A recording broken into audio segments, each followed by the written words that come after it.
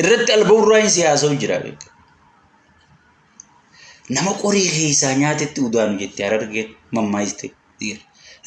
abodeemati janna ogeeti gartee tirfiyaas abodeemati nama qorii keessa nyaatetti udaanu duraanu sinjan sinzigale warre so nama kasiitiin tokkicha qabnu gurgurree sigale woboo kana gargaaru ummanni ture sun biyyarra asimo kiraa manarra hambisee biilii faranjii toliyaatu tanarra hambisee sigale ummanni gartee mootu isa gargaaru ture warra farshoo dhugu warra caatii nyaatu warra gartee hashisha harkisee gaafii nu gaafatu kuji sigale sigale saniifu baay'ee takka nagadisiise sigale jechi sun sanyii namaniin qabsaa'ee jiru irraa bahuun baay'ee takka nagadisiise jechuudha baay'ee takka nagadisiise jechuudha tanaafi baay'ee na aarse diasporaan kun akkatti qabsoota na gargaaru jiru ani diasporaadha asirratti hin beeku mallayni kun nurraa hafeetii miti beekadhu sigale mallayni kun nurraa hafeetii miti ammaasiis inni xiqqoo booda akka godhuu taannaaye amaluma baay'eereete hojii duraa kan akka waan mirga qabdu akka waan humna qabdu akka waan gartee wanni qabdutti ol si daddarbanii jechuudha boodarra gaafachi harka si jalaa fudhatan si dhumatte saniifu sanyiin Oromoo birallee kabajaa dhabeeti ichillee kabajaa amma ijoolleen qoonqoo dhabdee rakkachuu jirti dheengadda waliigaltee 13 lakkooyte san keessa waraana kana gaafa disarmii goone gaafa DDR goone hiikkachiifne takka gartee fuuldura waraana kanaa irra waliigallee jirraa jette ichi keessa qabsoonati qabsooyteef afaan Oromoolee afaan federaalaa goonaa alaabaa Oromoolee alaabaa mee federaalaati miti naannoo Oromiyaa goona jennee waliigalle jechi jedhamu jiru qabsoo Oromoo tateebilii Ameerikaa teebilii addunyaa gubbaa horte fuudhee lafa gaddarbee akkanumarraa isin jechaa jiru hojiiniin si himaa jira takka lakka amma addunyaa maal jedhan sirna kanaaf akkami faantaa ta'e kan lammaffaa sirni kun wanni jiru kunoo hoogganaan isaaniitu gale galchaa jirra araaramaa jirra loluu dadhabanii galaa jira akka ati jettu sanii miti sirni kun wanni gabaasu waan ati jettu san hin gabaasu yaa sanyi atimma mootummaa wajji wal lolaa turre haanu ni beekaati haa dubbatu jechaa turte sirri kun akkasii injifatamtee moohatamtee mataan gasi cabee galee beeka heerinis akkasuma sigale isaas si moohee si galche malee sirna kana dhayxee harka kennatte malee sirri kun dhufee harka sitti hin kennanne tanama osoomoo walgahii addunyaa irratti akka wayyaanee sanitti sigale teessee haasoyte namni hundi wal moohuu dadhabee ati jaba inni jaba wal moohuu dadhabdaniiti gartee sirna harka kennisiiftee siin jedhe dhayxeeti adeero makiinaa isaaniitiin waraana kiyya gaara keessaa coru jiranii jechuu jirta si moohaniiti harka kennatte moohamee jitte sigale moohamaa yeroo hundaa'u saba moosisuu hin danda'u ati nama moohame memma waliigaltee ati waliigallee jettu tana yoon goonuu mootummaan tun siin jette maal fiddoo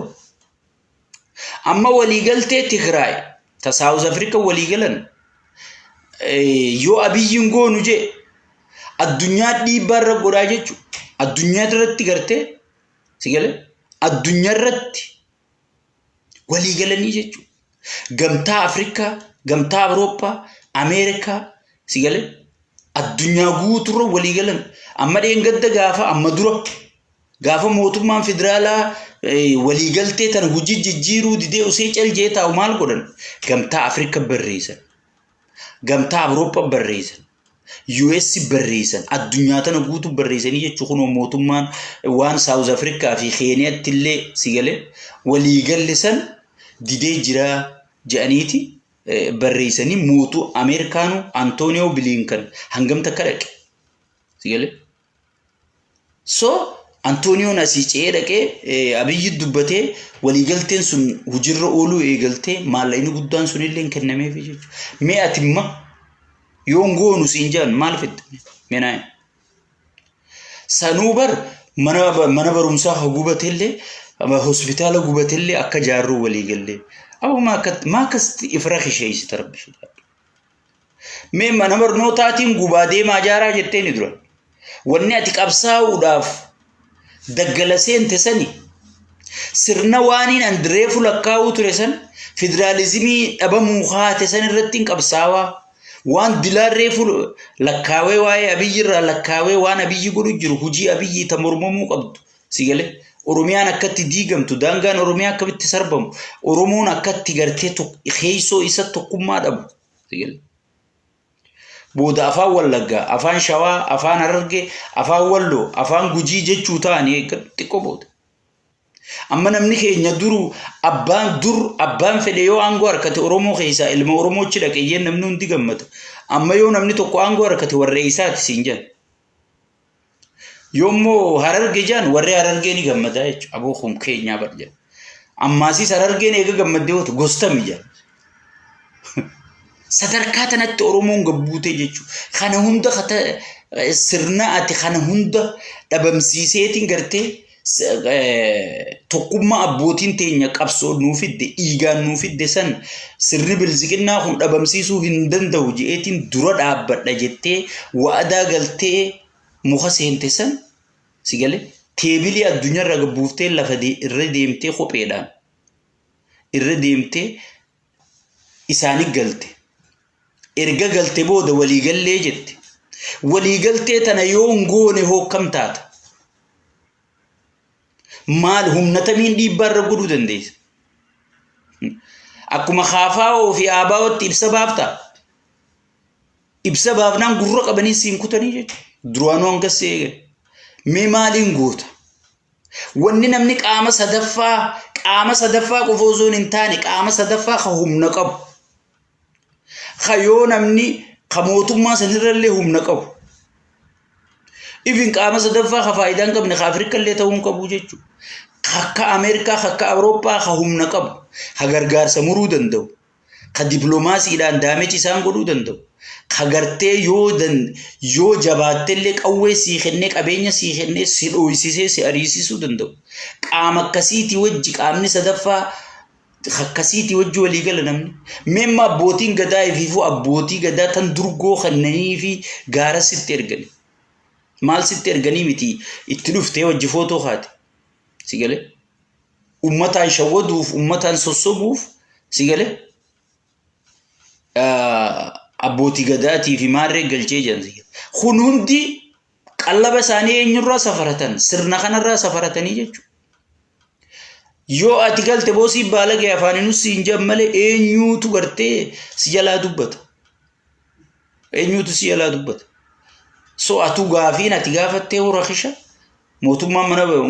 mana barnoota ummanni fiifuun ijaarrata buuraalee fayyaa ummanni fiifuun deeffata sigale waan gaara seentee qabsooytuuf waan gaara seentee jiruu teeta ijoollummaa hundachi fixattuuf qaba akkami waan akkanaa ibsa jettee irra dubbatta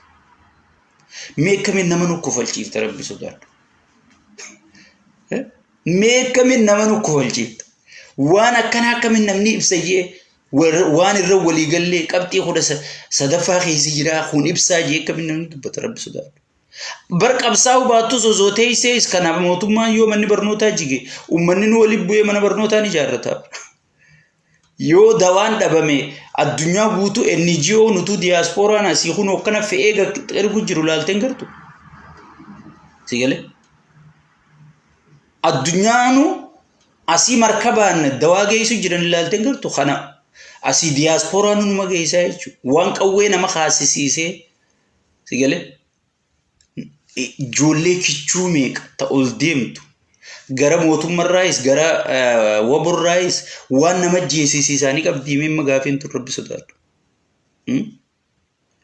Maa kanaaf goote abboleessa. Soo tanaafi namni galatee mormii gabaabdutti malee akka gartee ati yaaddu san akka ati gartee jabaatu galee tanaafi gartee namni gaaratti hafe laafaadha wanni ati yaaddu akkasiin sammuutee we read your mind si galee sammuutee dubbisaa jirti ogichirra teeyse akkana godhattu san bakka ati nama jabaa fedhe jabaatu harkaa bahee tanaaf sheenawaa jiranii minaamin hinfaa jetta si galee jabaan namuma sabni jabeessee jabaadha si galee jabaan namuma sabni fi jabeesseetu jabaadha duumaa hunda yoo sabni duuba dhaabbatee harka dha'ee duumaan hundi doofaan hundi goota ta'a beeka si galee soo saniifu atimma jabaa feetellee yoo taate ganaa sabni kee waan si duuba hin jirre si galee laafaa sabni si duuba jiruutu irra faayidaa qabaa jechuudha. Soo saniifu sirnoota dilaarreefu isin lakkaa'e kana dura dhaabbachuudhaaf waboon kun uumame jechuudha. Federaalizimiin kana caalaa nuu ta'uu qaba malee kana caalaatti nuu fufuu qaba malee kana caalaa gartee fi Oromoon ifiin bulchuu qabdi malee afaan federaalaa Oromoo afaan federaalaa ta'uu qaba malee afaan Oromoo afaan gartee Afrikaa ta'uu qaba malee federalizimiin dhabamtee Amaaranya kutaa tokko hin barannu jeeti marroo dirribaa si galee wanni marroo dinqisiifadhuuf kennaa addunyaan kenniteef PP miti beek waliigaltee san silaa gaafas mallatteessee marroo qaama gurguddaa qaama jajjabaa yoo waan san kennuuf baatan gaafatu qabaa jechuudha. Qaamni sun eenyu Ameerikaa fa'a, Austraaliyaa fa'a, Norway fa'a. Si galee biyyoota humna qaban ka gargaarsa Itoophiyaan gargaarsa isaaniitiin jiraattu kanaa jechuudha. Si galee kanaa jechuudha kan inni gaafatu. Dhiirti kanatti gaafii Oromoo fuutee teebilirra geessitee teebilee addunyaa sanirrattuu shirishaaroodhaan faayidaa tiyyaan qabsooyin gaafiin saba kiyyaan deebine. Si galee wanni gatii itti kafalleef takkan deebine mee maaliin nagalchitan jennaan Ameerikaanoo afaan qabattee mootummaan ammoo wanni qabattee dhufte wahumumma sanyiin haasa'u kana mana barnootaa kan isaan diiganaa ta'u kan nuti diine nuu jaara si galee marroo immoo kondominiyeemii aduunni kennitiifi Finfinneetti mana bareedaa harkattaa dachiisiif kennina maallaqaasiif kennina aangoos bakka feetee sii kenna tana qabattee dhuftee jechuun waan amma shanyiin qara'utan si galee shanyiin amma ibsa isaanii sanirraa gurraan dhageenyaan hoggisummaa mootummaa dawwale Shimallis hello Shimallis yes eenyu shanyi eessaa dawwalte akkam nagamu waan marroo kennitanii marroon dide san naani kennitu anniin galaa jee hoot harkateetii kun si galee hudduma albaatii harkattee godhu si galee Shimallis gartee waan akkasii harkachuun hudduma albaatii harkattee wal fakkeessi si galee wayii dhibdi jeetuma ba'a. Si galee ittanuu sin barbaachisu waa biroo si guduu gaduma teenyaan kuteelaa si galee san mogodha hoottu jee waan inni dide san siif kennaa hoottu jee si galee ni kennaniifi yeroo deebiitti kennaa jechuudha isinis arkuuf teessan saniifuu marroon san hunda dideeti taa'u jira jechuudha taa'uun qoftiin gayaadhaa miti marroofillee dhaamsa tokkoon qaba. Warroottan deeggartoota keetirraa eegalee miseensota keetii mootummaan propagaandaa miidiyaa qabuun faarsee bulaadhaan tiwiitarirraan addunyaa tana hunda gartee baxaabbatee jira jechuudha propagaandaadhaan. Gamtaa Awurooppaatii gamtaa Afrikaa hundaa'u viidiyoo waraana isaa gartee waraana sanyii kamaalii mitiiti waraana gartee ifii hidhachiisee gaachina sirnaa qotee amma qeellam wallaggaa fa'aa keessa qotee bulaa leenjisuu jiran jansi galee katti woboo fakkaatan akkaataa yoo rifeensa hin qabaanne imaamata akkaataatti hidhattu si galee kana hunda si leenjisuu jiranii jan propaganda kana qabanii teessa geessan UN geessan kunoo rakkoo furachaa jirra karaa nagaatiin furachaa jirra yeroo nuu kenna nurraa dhaabbadda gargaarsa fa'aa nuu kenna waan kanaan qubsiif nu jee inni maal godha dirooyiniin bitaa jechuu kan uummata anda'u kan siviilee hangalaafatu dirooyinii san bitaa jechuu si galee akkana jeeti maqaa gargaarsaatiin fuudheeti maal godha dirooyinii bitaa jechuu inni gabaabtutti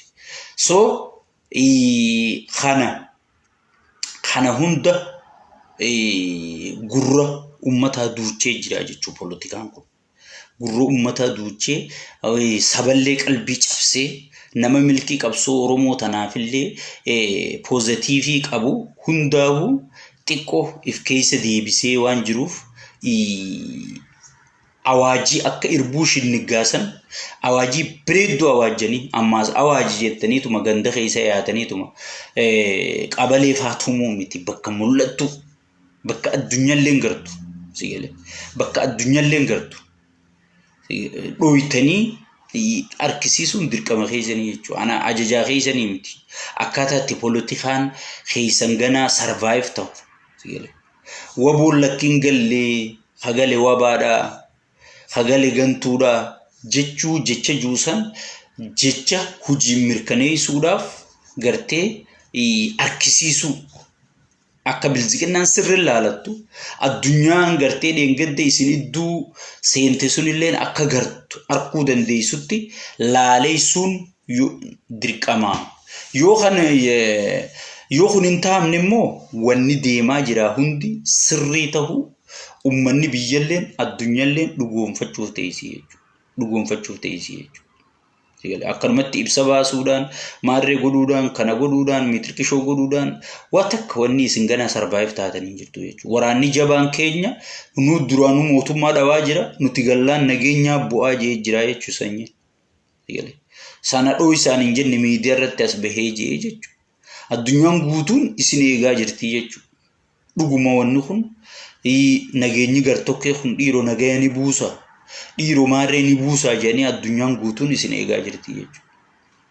Sigalee saniifuu yoonii fi sochiin takkalleen wanni takkalleen kan hin argamne taate namni cuftinuu sirna nugusaa kana sigalee fudhatee jala buluudhaaf qophaa'aa jira jechuudha. Ibsa ajjannoo baasuu ibsa maarree baasuu ibsa ajjannoo hamararaatii fi kadaawwiduu nu gaha sigalee. Isin ibsa tarkaanfii fa'aa sabni isinirraa eeggata malee ibsani jirraa amma kam goota mata duree qabsoo Oromoo diinarraa baraaruu fa'aa jettanii mata duree itti godhattanii sigalee akka irbuu shinniggaa jettanii gaafa dhabamsiifnee sigalee gaafa takkaan qabu jirraa kuun magaala galee rifeensa ciratee takkaan barbadoo itti janii asii faarsee bulaan qiyaamaan ukaa irbuu shinniggaa jettanii garsiiftan san gartee waan akkasii takkatti yoo qabsoo tana waboon hin galle gantuu galee jechuu san mirkaneessuu baattan sigalee faayirbaagiin isaa baay'ee isin miidhuu ta'a jechuudha sigalee isin miidhuu ta'a jechuudha uummanni Oromoo baay'ee abdii guddaa isinirra kaayee jira jechuudha so uummanni Oromoo wanni qabsoosaa maarreesaa ilmaan isaa itti gabbaruu tureef gartee akka isin kondominiyeemii fudhattan akka sanyiin makiinaa fudhatu akka sanyiin paarkii daawwatuu fi miti sigalee akka Adaanichi hojii taa'ee inni haasa'u Shimallis hojii taa'ee inni haasa'u sanii fi miti jechuudha soo sanii uummanni Oromoo gaafii qaba tanaaf ilma isaa isinii kenna horma isaa harkisee kenna sigalee duraan akkasuma bilziqinnaafuu kennuu ture yor maaliif ilma gaafii teenya nuu deebisee jechuufi isinis yoonii fi gartee kan waan kana mirkaneessitanii garsiifne taate bu'aan isin qabdan fudhatamni isin qabdan gartee fudhatamni sanyiin qabu dabalaa dhufaa jechuudha sigalee qabsoo gartokkeedhaa galee jarrummaan duraan dhiibbaa godhu jiruu jaruma sanii eega jarri sun galee waan takka wanni mootummaa tanarra dhiibbaa godhuu danda'u takkalleen hin jirtu je'eeti gartee faarsee bulaa fi propaganda mootummaa kun hundinuu deemaa jira jechuu san gartee dhara godhuudhaaf hojii teessaniitu murteessaadha. Itti aansuudhaan uummanni keenya gibiraan dararamaa jira. Oromoo sagalee nuu tahaa jechaa jiran Harargeen faan keessaahu Haadireen itti taphachaa jirti. Amma faanumaatu waboo galte tana isinii nyaachisuu qabaa je'aniiti gartee uummata keenya asi keessaa dha'u jiranii jechuudha. Maallaqa irraa guuru buusii gartee waboo galtee buusii nagayaa buusaa jedhanii si galee amma fidaniiti bar Shimallis bira akka inni aangorraan buufne isaan gabbaru hoo kana nyaachisifaa jedhanii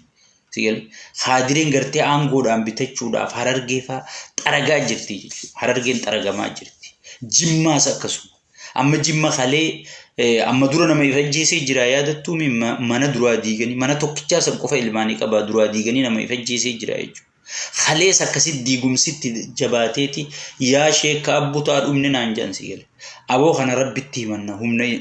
humna isaan kaafnu hin qabnu rabbii tokkichaa humna qaba rabbitti himannaan jeensi gale. Maaliif rabbumatti himatta dikteetara waan rabbiin sodaanne durriyyee waan barandaa jalaa dhufee rabbi aangoo sadarkaa tanaatti kenne si gale. Tanama namni kun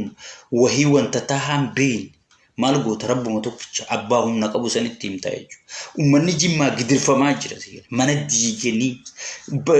gibiraan gidirsanii si gale. Baasaa buusii kana si gale. Qotee bulaan kun wallaahi billaahi laa ni boocha ugii isaan keessaan sidda walansa ugii isaan walii qabamanii ta'an. Mee maaliin godhaaf gaa sagaluma ta'uuf malee.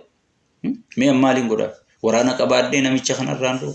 Sigal rabbiin abbaan dhugaa sun irra haadhoorku jechuun bu'aa uummata keenya imimmaan uummata keenyaa kana rabbiin tokkichi sun haa argu jechuudha. Rabbiin tokkichi sun haa argu. Saniifuu gidirfamaa jira uummanni rakkachaa jira. Gibirri akkuma duraaniiti. Buusiin akkuma duraaniiti. Cinqiin akkuma duraaniiti. Hidhaan akkuma duraaniitti itti fuftee jirti sigal. Uummanni keenya gartee yaa rabbi maanu uumtee keessa jira. Tokko firraa baafnee torba fi keenya jechuu jiran si gale. Qotee bulaa yoo hudhame ziqee albaa jedhanii qotee bulaa hudha qat godhanii si gale. Dhukkee godhu jiran keessaahuu wanti Haadireen Harargee tunfaa rahmatan qabdu siin jedhan Tajimmaatiis Tabaaleetiis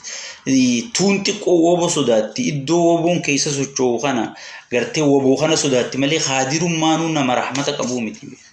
Haadiree jechi jiru kun nama rahmatarraa fagaate jechuudha si gale. Nama cunqursaa hacuucaa ajjeesaa si gale nama namaa rifanne gara jabeesse jechuudha si gale. Ummata bulchitu miskiina bulchitu joollu barammaas takkas gootu biyya biroorraa dhuftee seete joolluma harka ummata sanii nyaattee guddattee tokkon ummata godhu jira bar. Maaliif yoo nu gusticharraa aangoo kana jedhan malee aangoon hin gurguramtuuf aangoon amma maallaqa taate jechuudha. Wallaalaan hundinuu aangoo gartee amma godinarraa naannoo si fiduudhaaf miliyoona faa lafa kaa'u qabdaa jechuudha si gale. Uummanni gartee yaa rabbi maana umtee keessa jira. Maana umtee keessa. Qaallichi garuu asii dokkee quufee fi quufni kanaan jira. Waggaa 20 booda gartan. Waan inni anarra dalagu jiru kana waggaa 20 booda gartan siin jaabar. Mee waggaa 20 booda nuti duunee maal nu godhu. Namni waan arra nyaatee bulu. Nageenya irratti jiraatu barbaada malee waggaa 20 waggaa 20 booda nageenyi naa dhufuu ta'a. Hay waggaa 20 boodaan badhaadhina kana harkuu ta'a. Waggaa 20 guyya 20 eeguu keenya ni beeynaan. Rabbii beeka lubbuu teenya rabbii harkaa qaba. So inni bar waggaa 20 ganaa isin bulchuu ta'a jechuu isinitti himu jira. Isin amma isiniin galu wanni nan godhaa jiru tun isiniin galtu waggaa 20 booda isinii galti jechuun waggaa 20 ganaa isin dhiitee isin bulchuu ta'a jechuu himu jira.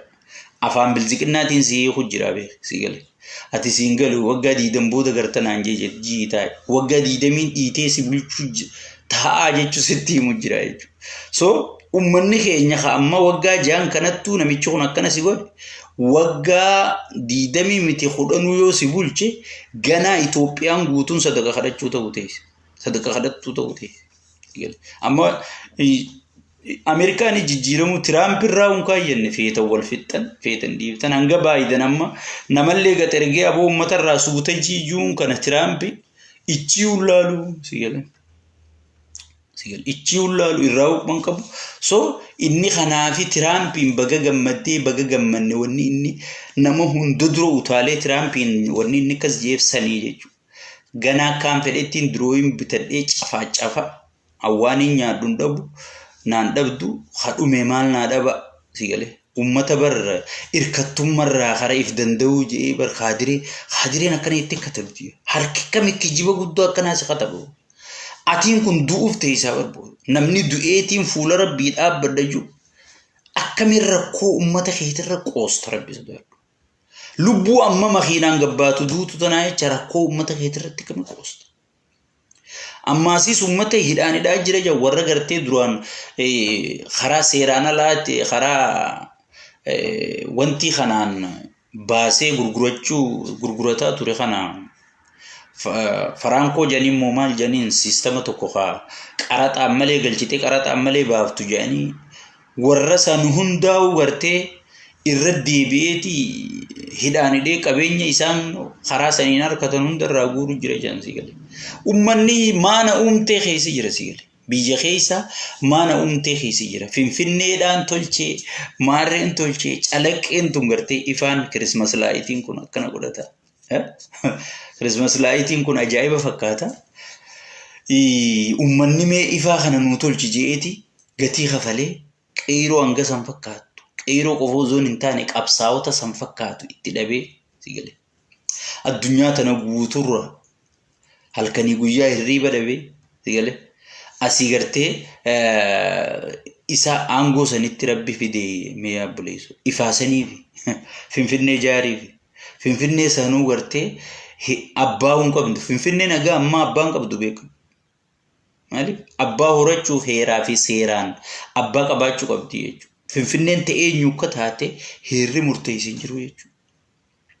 finfinneen akka waan abbaan qabne fudhadhu amma finfinnee oromoo jaaru jirani maarree jaaru jira finfinneen oromoon keessa hin jirre jaaramtee dhiiftee maal sii gooti finfinneen heeraan ta'in jaaramtee dhiiftee maal sii gooti egal mee maal sii gooti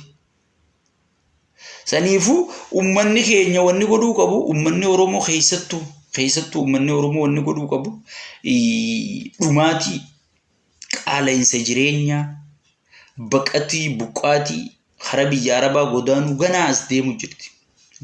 deemu jirti namicha kana yoo dura dhaabbattaniif irraa dhaabsisuu baattan waan wadallootii laal ajaa'ibaa tana aangorra guuratee jira wadala waa takka yaan garaasaa malee nyaatee dhuguu malee seenaan tiyya maali buru maal naan je'anii warra maal naan je'an juu hunda sigale dhiiteef irraa kuchiisee jira jechuudha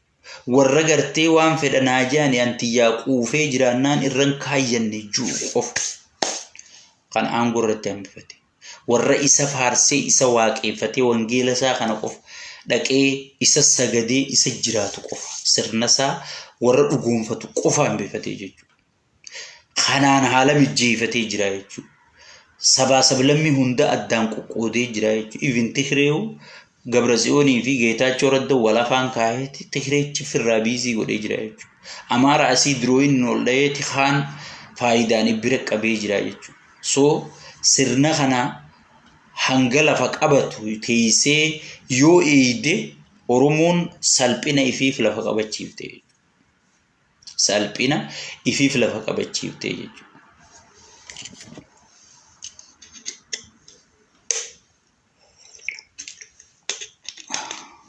Sheekh ijoolleen Jimmaa maaliif